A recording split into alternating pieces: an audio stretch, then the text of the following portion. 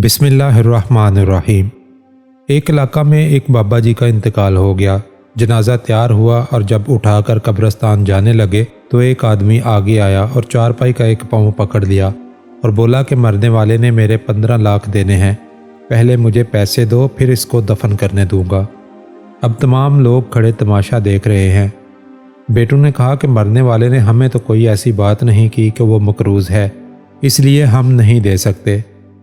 मरने वाले के भाइयों ने कहा कि जब बेटे ज़िम्मेदार नहीं तो हम क्यों दें।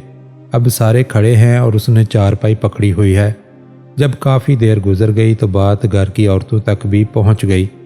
मरने वाले की इकलौती बेटी ने जब बात सुनी तो फ़ौरन अपना सारा जेवर उतारा और अपनी सारी नकद रकम जमा की और उस आदमी के लिए भिजवा दी।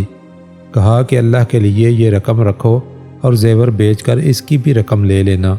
मेरे अब्बू जान का जनाजा ना रोको, मैं मरने से पहले सारा कर्ज अदा कर दूंगी और बाकी रकम का जल्द बंदोबस्त कर दूंगी। अब वो चारपाई पकड़ने वाला शख्स खड़ा हुआ और सारे मजमा को मुहातब करके बोला, असल बात यह है कि मैंने मरने वाले से 15 लाख लेना नहीं बल्कि मुझे उसका देना है। उसके किसी वारिस को मैं ना जानता था तो मैंने ये सारा खेल किया। अब मुझे पता चल चुका है कि उसकी वारिस एक ही बेटी है, उसका कोई बेटा या भाई नहीं है। दोस्तों, बेटी अल्लाह की रहमत होती है, बेटी वाले खुश नसीब हैं, लिहाजा बेटी की पैदाइश पे खुश होना चाहिए, ना कि गमगीन। दोस्तों, दूसरों के साथ भी ये वीडियो ज़रूर शेयर करें और इस वीडियो को लाइक करें। अपनी राय का इजहार कमेंट्स बॉक्स में ज़रूर करें।